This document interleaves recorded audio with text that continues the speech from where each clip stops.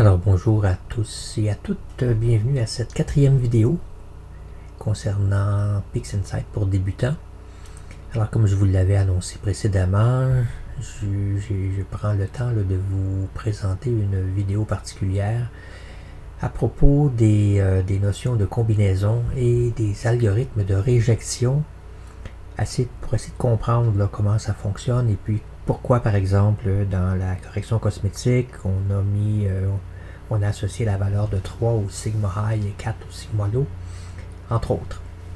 Alors, donc, dans le process de image integration et qu'on a vu concernant par exemple les dark et puis les flat, on parle de combinaison par exemple, mais on parle à ce moment-là d'average ou de médian. Alors, quelle est la différence des deux, puis quelle est la meilleure méthode pour éventuellement nettoyer nos images? Alors, supposons une situation qui est toute simple. On a ici 1, 2, 3, 4, 5 et 6 images qui ont été prises du ciel. Et puis, on était chanceux. Ces images-là sont toutes de bonne qualité. On choisit un pixel particulier, puis on veut déterminer la valeur de ce pixel-là, la valeur moyenne. Alors, on évalue ici 852, 75, 40, 27, 53 et 904. Et le petit pixel ici, c'est le même pixel sur toutes les images. On fait la moyenne, puis on trouve 879. Si on fait le calcul de la moyenne sur tous les pixels, on obtient l'image qui est ici. Évidemment, c'est excellent. On a un bon rapport signal-bruit. Tout est parfait. Alors, maintenant, supposons une autre situation où éventuellement, on va avoir des éléments indésirables qui vont s'ajouter. Par exemple, des pixels chauds, comme ici, sur le capteur, des pixels froids, des pixels plus sombres ou trop brillants, des rayons cosmiques, des traces de satellites, par exemple ici, des colonnes défectueuses. On pourrait avoir des colonnes défectueuses, ça arrive souvent dans les CCD. Qu'est-ce qu'on pourrait avoir aussi? Des traces d'astéroïdes, etc. Donc, un paquet d'éléments qui sont supplémentaires et qu'on veut éliminer parce que sinon notre photo est détériorée, dégradée. Alors, si on a cette situation-là, mettons encore une fois la même situation que tantôt, sauf que la dernière image, on la remplace par une où un satellite est passé. Alors, on identifie un pixel d'un photosite sur la trace de satellite avec ses coordonnées. On note la valeur, l'intensité de ce pixel sur chacune des photos, donc les valeurs qu'on avait tantôt, mais évidemment sur le satellite, on a 3839 et non pas ce qu'on avait tantôt, 900 et quelques. Alors évidemment, si on fait une moyenne, on obtient 1739 pour cette trace-là. Puis évidemment, on va avoir une valeur élevée pour toute la trace. La trace ne va pas disparaître si on ne fait que la moyenne des intensités de tous les pixels. C'est embêtant. On aimerait se débarrasser de cette trace-là. Alors, il y a une façon de le faire, c'est d'utiliser plutôt la médiane. La médiane qui va être la valeur moyenne, la valeur au milieu de cette distribution-là. Alors, si je prends la valeur médiane ici, j'obtiens quelque chose comme 853. Autant de valeurs à gauche qu'à droite. Et on fait disparaître la trace de satellite. Cependant, l'inconvénient, c'est que on a un rapport signal-bruit qui est moins bon que celui qu'on avait avant, environ 80%. Alors, est-ce qu'il y a moyen d'aller chercher le meilleur des deux mondes, c'est-à-dire de pouvoir se débarrasser de la trace de satellite tout en conservant le calcul de la moyenne? La réponse est oui, en utilisant ce qu'on appelle le sigma clip. Qu'est-ce que c'est que le sigma clip? L'idée, c'est de calculer la moyenne et l'étendue, la dispersion des valeurs des pixels autour de la valeur moyenne, ici. Puis ensuite, d'examiner pour voir à quelle distance se situe l'intensité ici indésirable par rapport à cette valeur moyenne-là. Et utiliser ce qu'on appelle en statistique, quand on parle de dispersion, on va parler d'écart type, on va parler de sigma, le facteur sigma. Alors ici, par exemple, la situation est toujours la même. Si on utilisait le sigma clip, on pourrait faire disparaître la trace de satellite ici, et faire la moyenne uniquement des éléments qui restent, et on obtiendrait 851 avec un rapport signal-bruit qui est presque maximal. D'accord. Alors, cependant, si on veut utiliser le Sigma Clip, il faut évidemment avoir un minimum d'images à traiter. Okay, on ne fera pas ce calcul-là avec 2-3 images, il en faut quand même un certain nombre. Et il y a des gens qui ont développé des algorithmes de réjection basés sur le nombre d'images dont on dispose. C'est-à-dire, on va en parler dans quelques instants. Bon, alors, imaginons, bon, ici j'ai une photo qui a été prise par Adam Block et puis qui est tirée d'une vidéo où on parle justement de Sigma Clip. C'est des stacks, je pense. Alors, il y a plusieurs photos de cette galaxie-là qui ont été prises et, entre autres, une de ces photos-là est traversée par une trace de satellite. Alors, ce que Adam Block a fait, c'est qu'il a pris un pixel sur la trace du satellite, puis il a mesuré l'intensité sur toutes les photos correspondant à ce pixel-là sur le capteur. Et puis on obtient les valeurs qui sont ici, de 1711 jusqu'à 2182.7. D'accord? Bon, évidemment, les valeurs ici sont entre 0 et 2 exposant 16, probablement une caméra CCD standard. On n'est pas en valeur normalisée ici, mais le traitement fonctionne quand même très bien. Alors on imagine que la trace de satellite ici correspond à cette valeur élevée, la plus élevée qu'on a dans notre liste. Alors ce qui est fait par la suite, c'est qu'on sépare le domaine ici en intervalles et on mesure le nombre de fois que on va retrouver des intensités dans tel et tel intervalle. On fait l'histogramme qui est ici. Alors on trouve qu'on a une fois une valeur autour de 1700 quelque chose, puis ensuite 2 valeurs, 1 valeur, 4 valeurs, etc. Alors vous remarquerez que cette distribution des valeurs va se faire autour d'une valeur moyenne et qu'éventuellement la valeur de 2000 et quelques là, se retrouve quand même relativement loin. Alors la question c'est comment le logiciel qui ne voit pas évidemment la trace du satellite est capable de considérer que cette valeur-là est indésirable et qu'il faut la rejeter. C'est ici qu'on fait apparaître la notion de dispersion puis de Sigma Clip. Alors normalement, si j'avais un nombre très élevé de valeurs ou de photos, mes valeurs se distribueraient sur une espèce de courbe comme ça qu'on appelle une distribution normale, qui est caractérisée aussi par une certaine dispersion. Alors, la largeur à mi-hauteur de cette distribution-là, c'est ça qu'on appelle ici sigma. Et on va le voir tantôt, selon qu'on est à 1 sigma, 2 sigma ou 3 sigma, la probabilité que le point qui est dans soit la première zone, la deuxième ou la troisième, la probabilité d'être considéré comme une valeur intéressante, utile, diminue rapidement.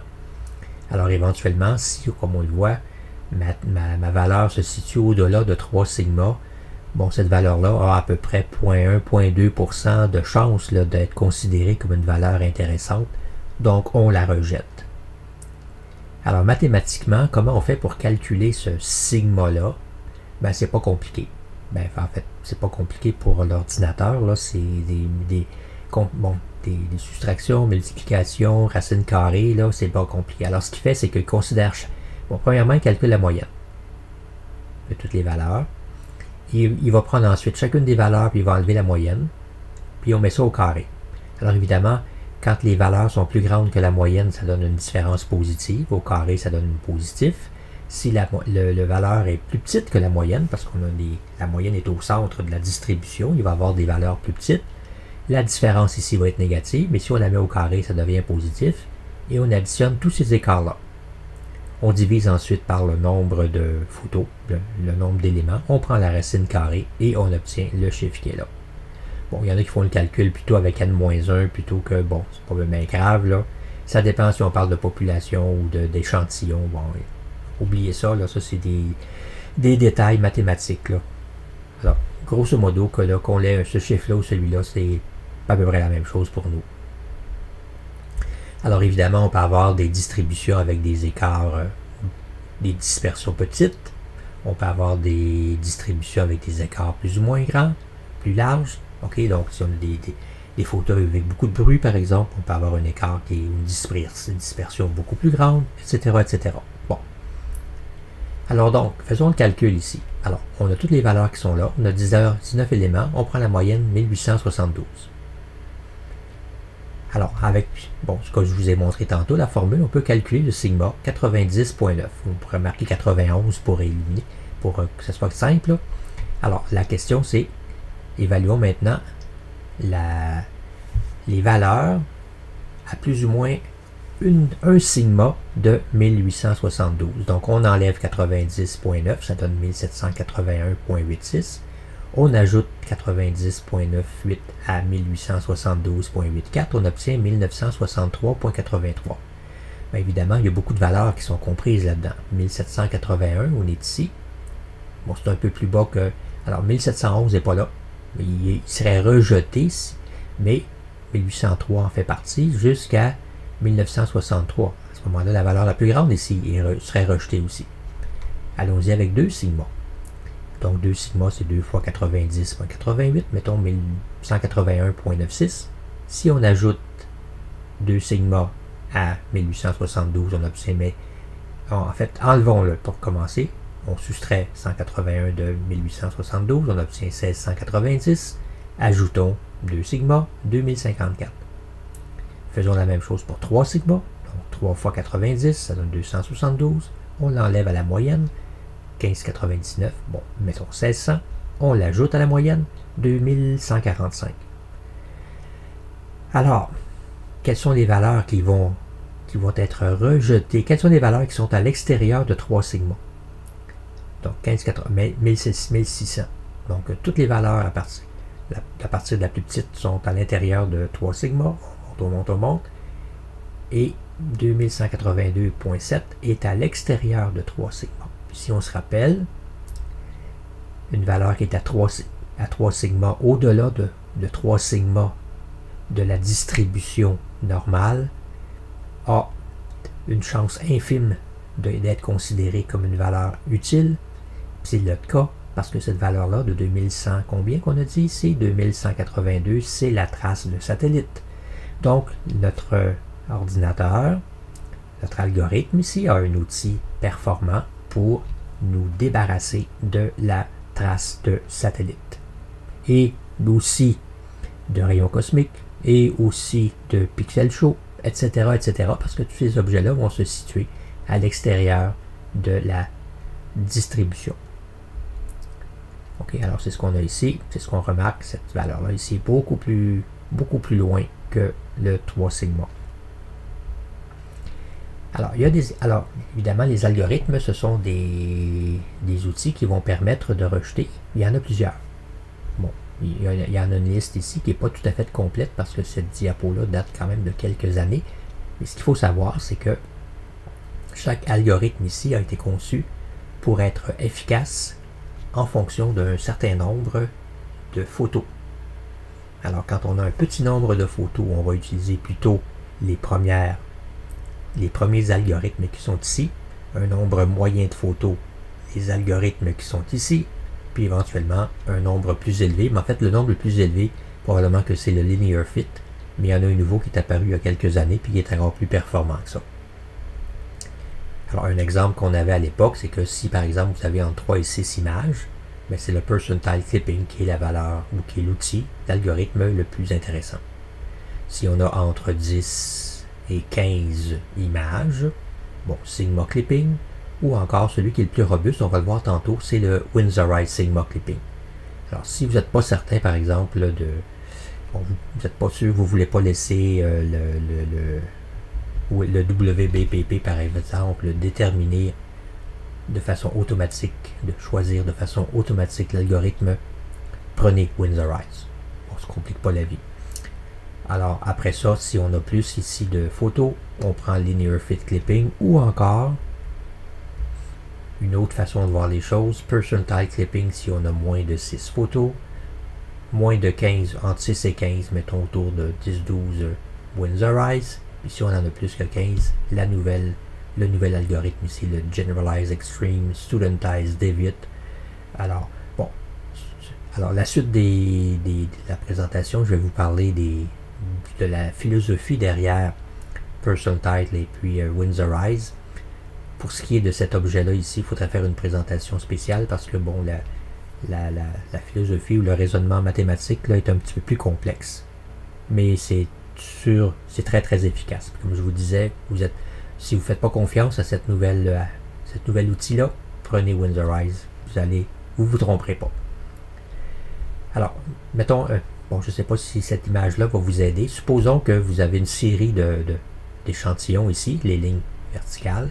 Puis pour chacune, vous avez, bon, on choisit un pixel, comme tantôt, dans chacun des échantillons. Puis, vous avez ici l'échelle verticale, c'est qui est l'intensité. Alors, vous avez des valeurs qui sont croissantes. Donc, on a classé nos images en fonction de l'intensité croissante de l'intensité. Je trouve une valeur moyenne ici. Ça se calcule. On additionne toutes les valeurs, on divise par le nombre d'images. Et là, ensuite, 3 sigma en plus, 3 sigma en moins. Et le principe est simple. Ce qu'on a dit, c'est que ce qui était en dehors de la moyenne moins 3 sigma ou en dehors de la moyenne plus 3 sigma, on rejette. C'est le principe minimal simplifié. Dans ce cas-ci, par exemple, dans ce cas-ci, par exemple, on a l'impression que la tendance, c'est vers une croissance. C'est comme si la moyenne croissait en fonction des valeurs.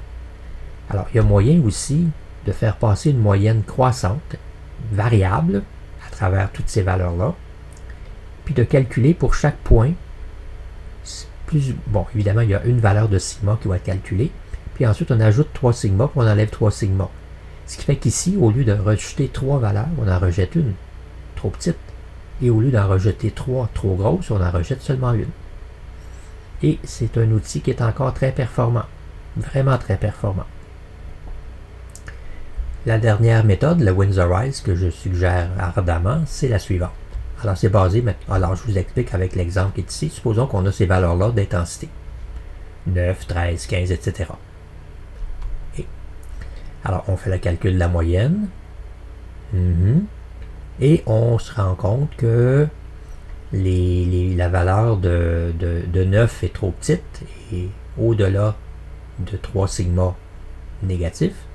Et puis les valeurs de 31, 33 sont au-delà de 3 sigma, mais ils sont trop élevés. Normalement, on les enlève. Mais avec Windsorize, mathématiquement, il y a des justifications mathématiques à ça. Ce qu'on fait, c'est qu'on n'enlève pas 9, mais on le remplace par la valeur la plus petite, 13. Et 31 et 33, on ne les enlève pas, mais on les remplace par la valeur juste avant qui a été conservée, 25. Ça laisse, à ce moment-là, ça nous permet de garder 3 valeurs de plus, puis statistiquement, c'est important. Puis ensuite, on fait la moyenne de tout ça, puis on obtient éventuellement un résultat qui est plus robuste. Bon, évidemment, je pense que, bon, on n'a pas le temps de vérifier ça d'une façon mathématique, là, mais on fait confiance aux gens qui ont conçu cet objet-là. Alors, on dit que c'est un excellent outil de réjection avec un nombre d'éléments, mettons, de 15 et plus. Si on en a plus que 20, c'est encore mieux. Ça donne des résultats significativement mieux que le Sigma Clipping classique qu'on a vu tantôt. Alors voilà, c'est ce que je vous avais montré tantôt aussi pour Sigma. Alors, je termine. Vous pourrez regarder ici avec une liste de références. Elle n'est pas complète. Probablement que j'essaierai de vous en trouver une autre éventuellement. Donc, même là, ici, WBPP, c'est déjà dépassé, mais ça donne quand même des idées de base. Bon, le site, évidemment, de IP4AP, Adam Block Studios. Évidemment, là, il faut payer pour avoir accès à ces choses-là. J'aurais pu ajouter ici Masters of PixInsight. Puis, évidemment, il y a des volumes aussi de Inside PixInsight de Warren Keller, Mastering PixInsight de Rogelio Bernal Andreo. Puis, il y en a peut-être d'autres. Bon, le problème avec les volumes, c'est que comme le logiciel évolue régulièrement, ben, les volumes sont rapidement dépassés. Donc, vous êtes peut-être mieux d'aller sur YouTube et puis de fouiller. Là, vous allez trouver des chaînes vidéo qui sont très intéressantes. Alors voilà, donc là, avec ces informations-là, vous allez comprendre probablement beaucoup mieux les valeurs de certains paramètres qu'on a utilisés tantôt, quitte à ce que je vous en reparle dans la prochaine vidéo. Et la prochaine vidéo va traiter essentiellement là, de traitement de l'image intégrée qu'on a obtenue tantôt. Alors on se revoit pour la 5e vidéo quand vous serez prêt, dans quelques minutes peut-être. À bientôt!